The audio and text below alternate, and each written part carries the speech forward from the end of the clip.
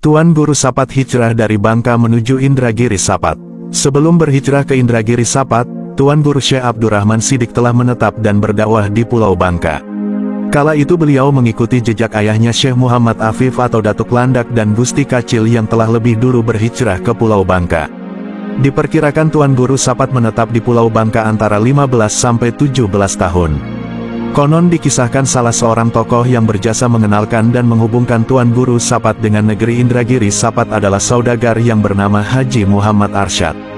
Saat berjumpa di Singapura pada satu kesempatan awalnya Tuan Guru masih ragu atas tawaran Haji Muhammad Arsyad untuk hijrah ke Sapat. Namun, Haji Muhammad Arsyad kemudian berhasil meyakinkan Tuan Guru bahwa di Sapat sangat membutuhkan adanya pemuka agama yang mengajarkan umat kepada Islam. Di samping itu pula, dengan kemajuan daerah Sapat ketika itu banyak hal terkait hukum agama mesti dipelajari oleh masyarakat luas. Alim ulama dan tokoh masyarakat Sapat kala itu mulai merasa perlu adanya pencerahan dan pedoman hidup. Kala itu sudah berada di dekade akhir abad ke-19. Maka, berkah wasilah Haji Muhammad Arsyad Tuan Guru kemudian bersedia hijrah dari Bangka menuju Indragiri Sapat.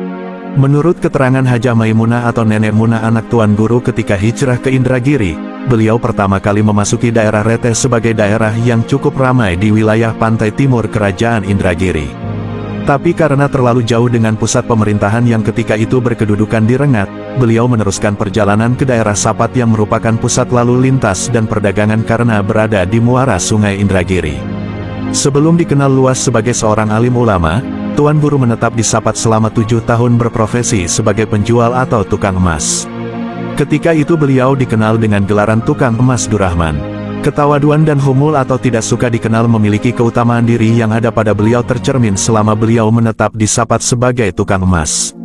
Walau ada sebagian tokoh di antaranya Haji Muhammad Arsyad yang telah mengenal beliau sebagai seorang yang alim, namun beliau tetap mendahulukan alim ulama yang telah lebih dulu ada di Sapat ketika itu. Beliau enggan menampakkan diri agar dikenal memiliki keutamaan di tengah banyak orang. Jika tidak disebabkan suatu hal yang penting dan darurat untuk menyelamatkan umat, mungkin beliau tetap menjaga kehumulannya tersebut sebagai bentuk pengamalan ilmu tasawuf yang telah beliau dapatkan dari guru-gurunya. Hingga tibalah suatu kejadian di Sapat. Kala itu pernah terjadi peristiwa perselisihan pendapat antara dua kelompok masyarakat tentang perihal agama. Karena kedua belah pihak tak mau mengalah sementara tak ada orang yang dapat jadi penengah, menyebabkan hampir terjadi pertumpahan darah. Tukang emas Durrahman atau Tuan Guru Sapat turun tangan menyelesaikan khilafiyah yang terjadi. Berbekal ilmu pengetahuannya, beliau dapat menyelesaikan masalah itu berdasarkan dalil dari Al-Quran dan hadits serta penjelasan para ulama. Sejak itu, banyak orang belajar agama padanya. Di samping tetap melaksanakan pekerjaannya sebagai tukang emas, beliau juga membuka pengajian. Karena makin banyak murid, sementara rumah beliau yang ketika itu dekat pelabuhan atau dermaga Sapat Hilir sudah tak muat, ia pun berpikir mencari tempat yang dapat dijadikan sebagai pusat pendidikan dan pengembangan agama Islam. Ia juga memelopori pembukaan hutan untuk dijadikan perkebunan kelapa. Tindakan Tuan Guru ini masih tercatat dalam cerita-cerita rakyat Indragiri. Tuan Guru digambarkan punya kekuatan batin yang luar biasa untuk mengusir makhluk halus, sehingga lahan-lahan yang tadinya dipandang angker oleh masyarakat, dapat digarapnya. Untuk kepentingan perkebunan itu, Tuan Guru memelopori pembuatan parit yang terkenal dengan nama Parit Hidayah atau Parit Petunjuk.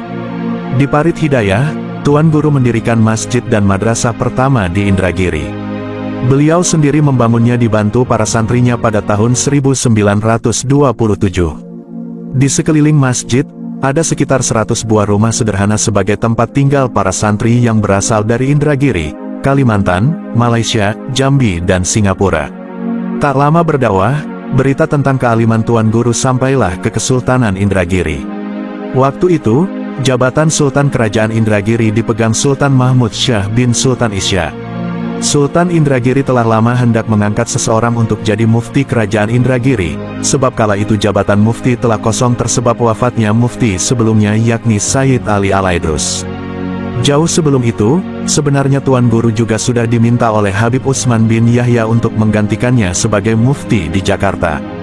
Begitu juga saat berkunjung ke Semenanjung Tanah Melayu, Tuan Guru Sapat juga ditawari oleh Sultan Johor di Malaysia untuk menjadi mufti di sana.